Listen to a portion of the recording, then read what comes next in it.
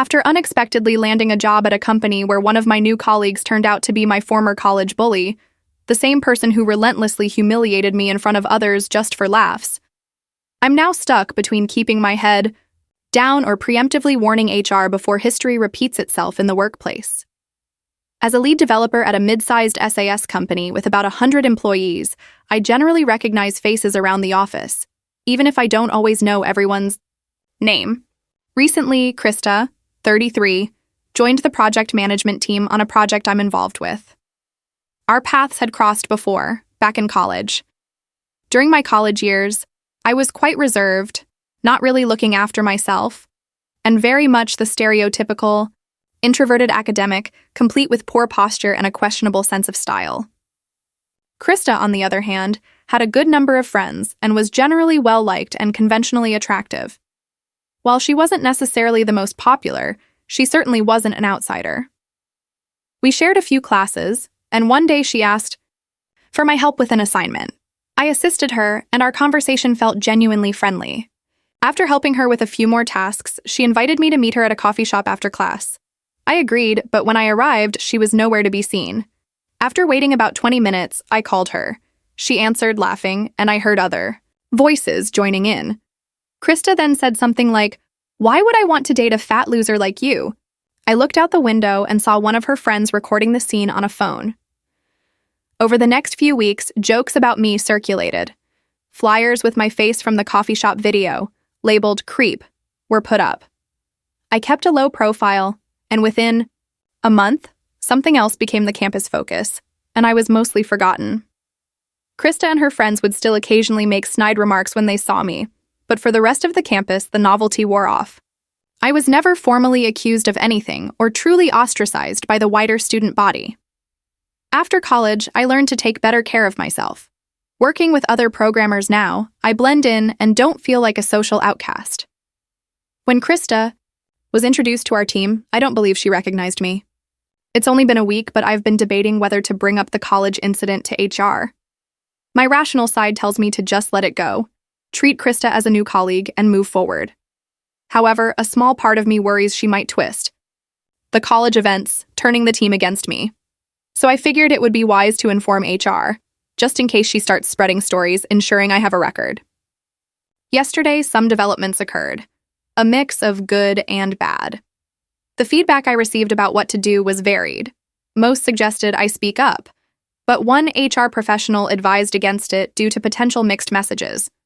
I consulted with a local employment lawyer who recommended I make HR aware of my history with Krista, emphasizing that there was no disciplinary action taken against me in college. He asked if my company had my college transcript, which I confirmed it did. The lawyer also inquired about any third parties who could corroborate the harassment, asking for their names and contact information if needed. I knew 2 people from college, still connected on LinkedIn, who I was certain would tell the truth, so that was covered. The lawyer advised me to simply request a meeting with HR and my supervisor, stating there was a past with Krista, no charges or disciplinary action, and that I had 2 witnesses for verification if required. That's exactly what I did. Friday morning, I arrived at the office and sent an email to HR and my supervisor requesting a formal meeting for 10 a.m. My supervisor approached my desk, asking if everything was all right and if I was content. I assured him everything was fine, that I wasn't leaving, and it wasn't about him or the team. He seemed relieved. By 10 a.m., we were in the conference room with the HR officer. I thanked them both for their time and then followed my lawyer's instructions. I explained that the new project manager, Krista, was someone I knew from college, and she had participated in harassing me there. I clarified that there were never any charges or disciplinary actions against me, and provided contact information for 2 independent witnesses who saw the harassment. My supervisor appeared shocked, and the HR officer reviewed the information I provided for a moment. They then spoke to each other briefly before Krista was called in. When Krista entered the conference room and saw me, HR, and the team supervisor, she looked visibly surprised. HR began by saying something like, "We've been informed you have a past." Krista sat down, still appearing quite shocked. She admitted to the bullying but repeatedly tried to reframe it as a misunderstanding, never explicitly stating what the bullying entailed. She was then told that since this was an incident from both our pasts that no one had ever brought up, again, it should remain in the past. HR made it very clear that this was not to become a casual water cooler story. Both Krista and I agreed to this, but Krista still looked shaken. The meeting wrapped up around noon, with my supervisor and HR reiterating that neither of us was to mention the college incident again. "We're professionals," they said, "and we're here to do a job." I went to the break room for lunch and actually felt my appetite return. The past few days had been stress-induced starvation, to be honest. I sat with the rest of the development team and started eating. Midway through my sandwich, another coworker, Sandy, 30, approached with a wide grin and said, "So, I heard an interesting story yesterday about you and Krista." She didn't get any further because my supervisor, who was also at our table, stood up, pointed at Sandy and then across the room at Krista, and declared, "You two, conference room now." I wasn't privy to what happened in the conference room, but 2 minutes later, I saw the HR officer enter the room looking quite displeased, with a mustard stain on her shirt.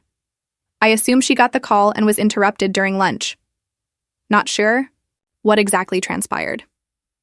The rest of my team asked what that was about, and I simply said, "I have no idea," and continued eating. 5 minutes later, 2 more coworkers from other parts of the project were called into the conference room. Lunch ended and we returned to work, but speculation was high. It wasn't until 3 p.m. that the conference room finally emptied.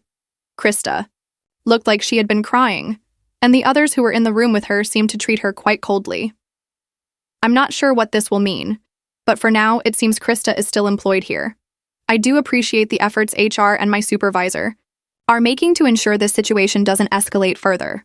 Monday was thankfully uneventful, which was a good sign. My supervisor and the HR officer gathered the entire team in the larger conference room. The HR officer stated that we are a professional company, and while we enjoy company outings like golf, bowling, or other main events, we are expected to maintain strict professionalism and avoid gossiping about coworkers' personal lives. Sandy and the 2 other coworkers who were in the conference room on Friday appeared quite ashamed during this. Krista was seated at the other end of the conference table, and there seemed to be a noticeable distance between her and the other employees. My supervisor announced that he considered the matter closed and that we should all return to providing excellent solutions for our clients. Everyone then left the conference room and went back to work. Lunch on Monday was rather tense, but on Tuesday, management had a local Mexican restaurant cater Taco Tuesday for us, and the mood improved significantly. I don't engage in gossip, but I did hear whispers that Krista is now on her final warning and has been placed on a performance improvement plan, all within her first 2 weeks. I'm unsure how accurate these rumors are, but given how isolated Krista now appears to be from the rest of the team, it's clear that everyone else is unwilling to socialize with her beyond work-related functions. I considered this matter resolved myself, and if Krista worked hard for a redemption arc, I would have been fine with it. But then, last night happened. I'm not sure how Krista got my address, but she was outside my house last night. Fortunately, my doorbell camera recorded the interaction, so I can transcribe it quite accurately. She rang the doorbell and asked if we could talk. Through the digital doorbell, I told her there was nothing to discuss and that she needed to leave, as this was now harassment. She pleaded for me to come outside and talk. I refused and reiterated that she was not welcome. She then claimed she had a crush on me in college, that her friends found out she asked me to coffee, and that they pressured her to turn it into a harassment campaign because she was afraid of them disowning her for liking a guy like me. Honestly, I wanted to laugh so hard. I was socially awkward in college, but even then, I knew this was ridiculous. I wasn't even interested in Krista for a date. I thought she wanted to be my friend. I told her I didn't care what she had to say and that she had to leave. She then said I could just ask Sandy what she told her, and it would clarify everything. I declined and said that the matter in the office was closed. Krista finally let out an exaggerated sigh and walked away. I took the doorbell video recording and sent it to my employment lawyer, and I plan to give it to my supervisor and HR today. I will be shocked if she lasts beyond this Friday. Krista has been terminated. I didn't even have to send the doorbell. Camera video to HR, though I did send it to the lawyer I was working with. My lawyer is now preparing a cease and desist order and potentially a restraining order if necessary. Krista somehow obtained my address from someone in IT. The new IT hire involved in this data breach has been suspended, and yesterday morning, everyone received a memo about data security, including the usual warnings about phishing scams. Krista's desk was empty when I arrived yesterday morning, and since I'm taking the necessary legal steps, I consider this matter closed. Krista's termination wasn't just the end of her employment here. It seemed to serve as a wake-up call for the entire company. The HR department has been much more diligent about enforcing workplace boundaries and privacy since everything unfolded. I suppose they realized that while they handled the immediate situation quickly, the previous lack of attention to smaller behavioral issues in the office culture might have been a larger problem than they initially thought. Several people, including my supervisor, privately told me they were impressed with how I managed everything, remaining calm, professional, and not allowing my past with Krista to dictate my conduct at work. Honestly, it felt good to hear. I wasn't seeking praise, but after everything that transpired, it felt validating.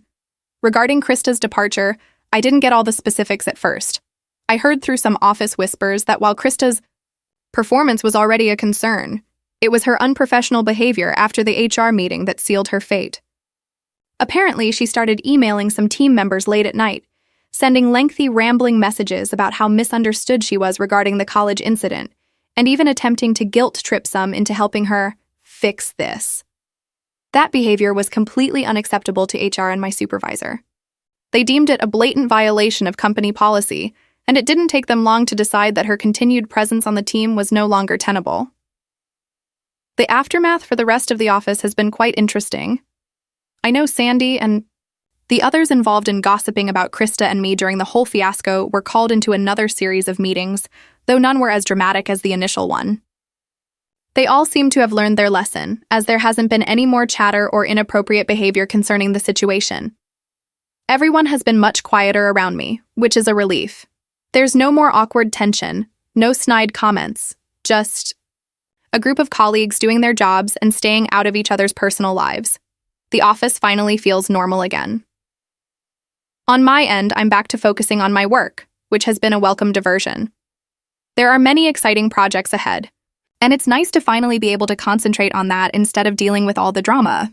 I've made it clear to HR that I'm not interested in discussing the past any further than I already have, and thankfully, that has been respected. Everyone else seems to feel the same way.